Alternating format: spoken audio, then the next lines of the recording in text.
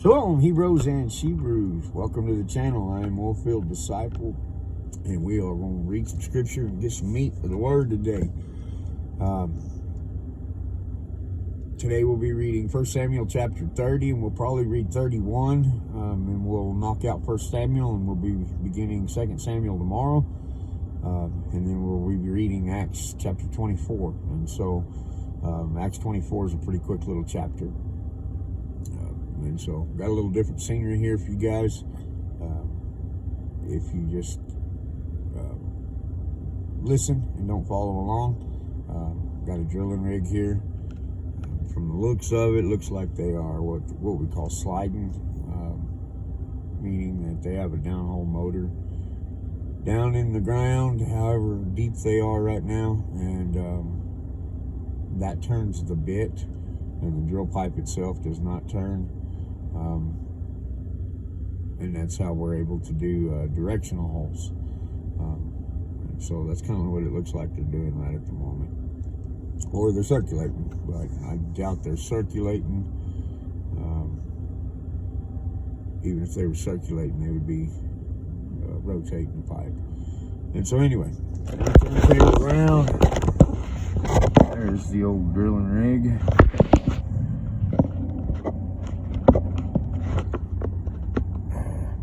From the crown, that's the top, to the ground.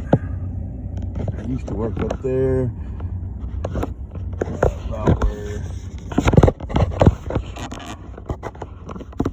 where you see that whiteboard up there. I worked up there for about 8 years. Enjoyed it, loved it. But in this kind of weather, this kind of wind, I am so glad that I am not doing that today. So, all right, David had just been told to go home. You don't get a fight with us, because the Philistines feared that he would turn on them in the midst of battle. And so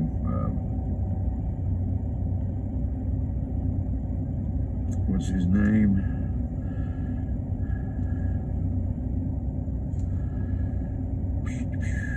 Achish told him, you know, I trust you with everything I have, David, but the Philistines here, they don't trust you. And so David gets to go home. He doesn't have to fight against his people, the Israelites. And so let's take off from there. And it came to be, when David and his men came to Ziklag on the third day, that the Amalekites had invaded the south and Ziklag, and struck Ziklag and burned it with fire. And they took captive the women and those who were there, from small to great. They did not kill anyone, but they led them away and went their way. And David and his men came to the city and saw it burned with fire, and their wives and their sons and their daughters had been taken captive. And David and the people who were with him lifted up their voice and wept until they had no more power to weep. And David's two wives, Ahinoam the Israelitess, and Abigail, the widow of Nabal the Carmelite, had been taken captive. And David was greatly distressed, for the people spoke of stoning him, because the being of all the people was grieved for his sons and his daughters. But David strengthened himself in Yahweh, his Elohim. Whew, that would be tough, you know. You come back and your city's been raided and plundered, and your wives have been taken captive. They're being probably, you know, they're being raped and whatnot, and taken advantage of, and your children's been taken captive, and no telling what's come of them. To not lose your mind would be egregious. Kind of goes back to what I've been telling those in my immediate realm of influence here, my immediate sphere of influence community, that, you know, a lot of them were talking about going to Washington and for this Trump march and whatnot. And I told them, I said, that's not where your fight's at. Your battle's right here in Lee County. This is where we're going to protect. This is where we're going to take our stand. Our fight's not in Washington. Our fight is right here. And this is kind of an example of what could happen if you're off way out there in another state, another country, fighting a war that really you have no business to be fighting. What's to become of your wife and your children? And so, without even thinking of this account, this is what I've been telling those of my congregation and those around me, that stand our ground here in Lee County. But, you know, if a fight comes to Lee County, by all means, we're going to war. But we have no business going to Washington.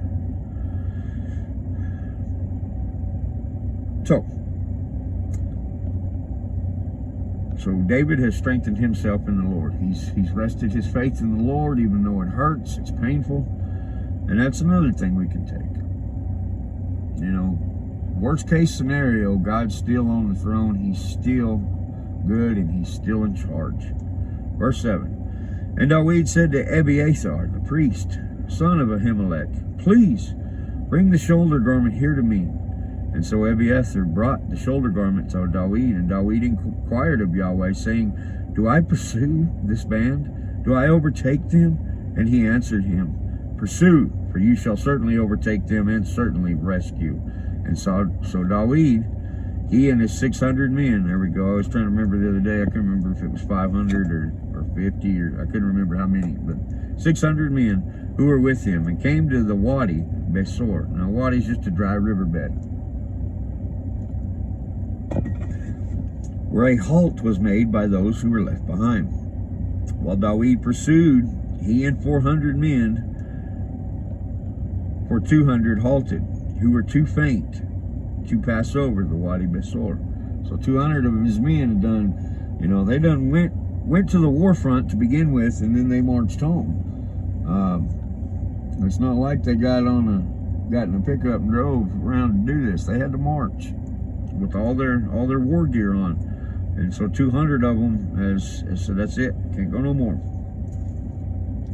Verse 11, and they found a man in the field, a Mitzrite, an Egyptian, and took him to David, and they gave him bread, and he ate. And they let him drink water, and he gave him a piece of cake of figs and 2 clusters of raisins. And when he had eaten, his strength came back to him, for he had not eaten bread nor drunk water for 3 days and 3 nights. And David said to him, to whom do you belong, and where are you from?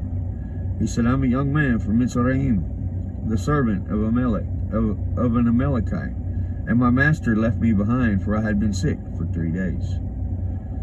We attacked the south of the Kerethites, and against that which belongs to the Yehudah,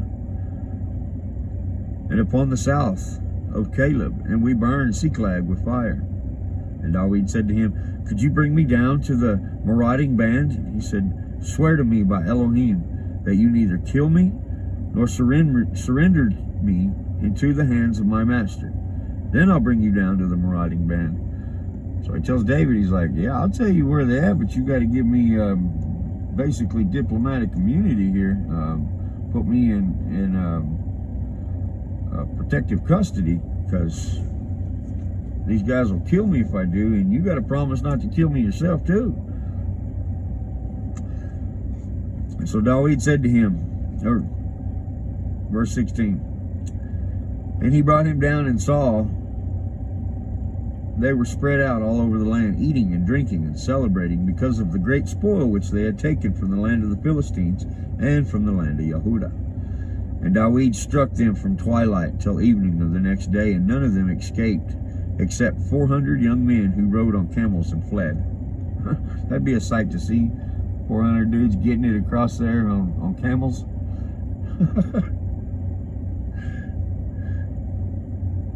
Verse 18, and David rescued all that the Amalekites had taken. David also rescued his 2 wives.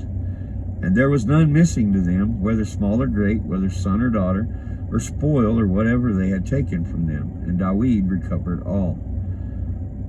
Now remember that David asked and inquired of the Lord before he ever even began this venture. Us today, we would have been like, we're going, And if the Lord blesses us, yeehaw. And if the Lord doesn't, yeehaw. See, that's the difference between us, a lot of us today, and men like David. And we need to be more like that. We need to inquire of the Lord of the big things and the little things. You know, we too often times think that, you know, we'll handle it and God can just do whatever. Dude.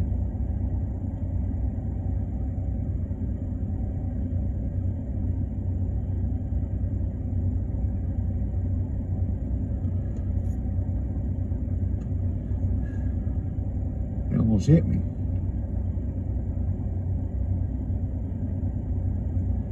All right, let me get back to this before I go stomp him.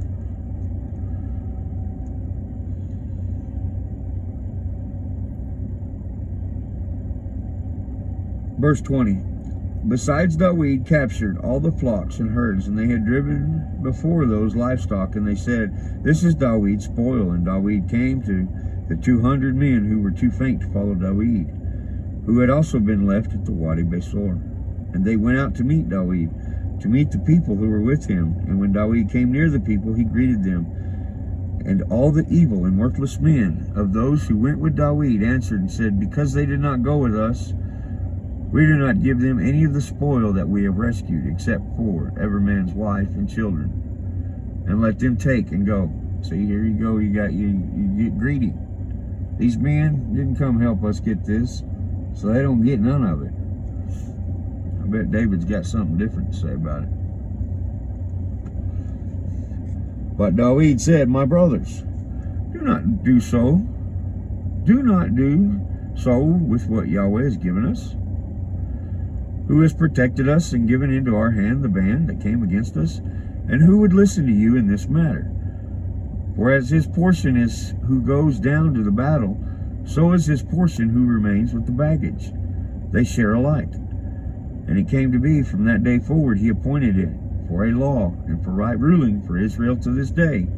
And when David came to Ziklag, he sent some of the spoil to the elders of the Yehudah and to his friends, saying, "Here is a present from you, from the spoil of the enemies of Yahweh, to those in Bethel, and to those in Ramoth of the south, and to those in Yatir, and to those in Aroer, and to those in Siphmoth, and to those in Estoma, those in Rakal, and in those in the cities of the Hiramalites, and to those in the cities of the Canaanites, and to Hormah, and those in Korashan, and to Athik, and to those in Hebron, and to all the places where David had gone up and down, he and his men." Chapter 31. And the Philistines were fighting against Israel, and the men of Israel fled from before the Philistines, and fell slain at Mount Gilboa. And the Philistines followed hard after Saul and his sons, and the Philistines struck Jonathan, and Abinadab, and Malchishua, the sons of Saul. And the battle went hard against Saul, and the archers hit him, so that he was severely wounded by the archers. And Saul said to his armor-bearer, "Draw your sword and thrust me through, lest the uncircumcised men come and thrust me through and roll themselves on me." But his armor-bearer would not, for he was greatly afraid. So Saul took the sword and fell on him. And when his armor-bearer saw that Saul was dead, he also fell on his sword and died with him. Thus Saul died, and 3 of his sons, and his armor-bearer, also all his men, together on that day, just as the resurrected Samuel said would happen. And they saw the men of Israel, who were beyond the valley, and those who were beyond the Jordan. And the men of Israel had fled, and that Saul and his sons were dead. So they forsook the cities and fled, and the Philistines came and dwelt in them. And the next day it came to be, when the Philistines came to strip the slain, that they found Saul and his 3 sons fallen at Mount Gilboa. And they cut off his head and stripped off his armor, and sent word throughout the land of the Philistines to announce in the house of their idols and to the people. And they placed his armor in the house of Ashtaroth, and they fastened his body to the wall of Bethshan. And the inhabitants of Yabesh Gilead heard what the Philistines had done to Saul. And all the brave men arose and went all night and took the body of Saul and the body of his sons and the wall of Bethshan, and they came to Yabesh and burned them there. And they took their bones and buried them under the tamarisk tree at Yabesh, and fasted 7 days. So Saul dies just like he was prophesied to die. All right, Acts 24. So that concludes 1 Samuel, and we will begin 2 Samuel tomorrow. Acts 24. And after 5 days, the high priest Hananiah came down with the elders. Now Paul has asked to have counsel as a Roman citizen, asked to be tried before he's just beaten, whipped, and thrown in prison. And so, after the plot to kill him, he's been brought to Hananiah.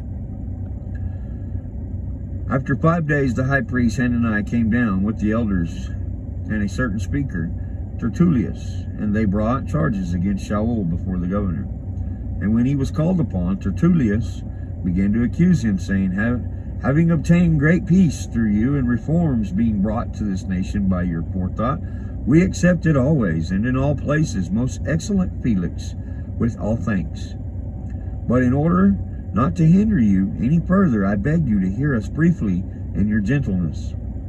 For having found this man a plague who stirs up dissension among all the Yehudim throughout the world, and a ringleader of the sect of the Nazarenes, who also tried to profane the holy place, and whom we seized and wished to judge him according to our law. But the commander Lysias came along, and with much violence took him out of our hands. Now, that's not the case, right? I mean, we just read that they brought him to the commander. And it wasn't until the commander found out he was a Roman, that Paul was a Roman citizen, that he protected him. He had a duty to protect him as a citizen. You know, just as our police have a duty to protect us as citizens. Verse 8, commanding his accusers to come to you, and by examining him yourself, you shall be able to know all these matters of which we accuse him. And the Yehudim also agreed, maintaining that these matters were so. Remember one of the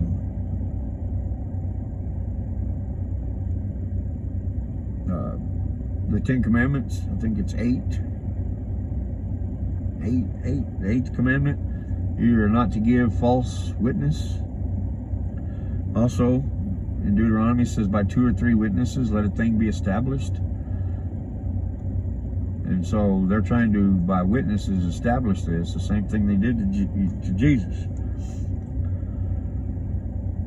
And when the governor had motioned, verse 10, had motioned him to speak, Saul answered, knowing that for many years you have been a judge of this nation, I gladly defend myself, seeing you are able to know that it is not more than 12 days since I went up to Jerusalem to worship. And they neither found me in the set-apart place disputing with anyone, nor stirring up the crowd, either in the congregations or in the city, nor are they able to prove the charges of which they now accuse me. And this I confess to you, that according to the way which they call a sect, so I worship the Elohim of my fathers, believing all that has been written in the Torah and the prophets, having an expectation in Elohim, which they themselves also wait for, that there is to be resurrection of the dead, both of the righteous and the unrighteous. And in this I exercise myself to have a clear conscience toward Elohim and men always. And after many years I came to bring kind deeds to my nation and offerings, at which time the certain Yehudim from Asia found me cleansed in the holy place, neither with a crowd nor with disturbance, who ought to be present before you to bring charges if they have a matter against me. Or else let these themselves say if they found any wrongdoing in me while I stood before the council. Other than for this one declaration which I cried out standing among them, concerning the resurrection of the dead, I am being judged by you today. And having heard this, having known more exactly about the way, Felix put them off, saying, when Lysias, the commander, comes down, I shall decide your case. And he ordered the captain to keep Saul and to have ease, and not to forbid any of his friends to attend to him. And after some days, when Felix came with his wife Drusilla, who was a female Yehudi, he sent for Saul and heard him concerning the belief in Messiah. And as he reasoned about righteousness and self-control and the judgment to come, Felix became frightened and said, for the present, go, and when I find time, I shall send for you. At the same time, he was anticipating that money would be given him by Saul, that he might release him. Therefore he sent for him more often and conversed with him. But after 2 years had passed, Porcius Festus succeeded Felix, and wishing to do the Yehudim a favor, Felix left Saul bound. So it's 2 years later, and these guys that fasted and were praying,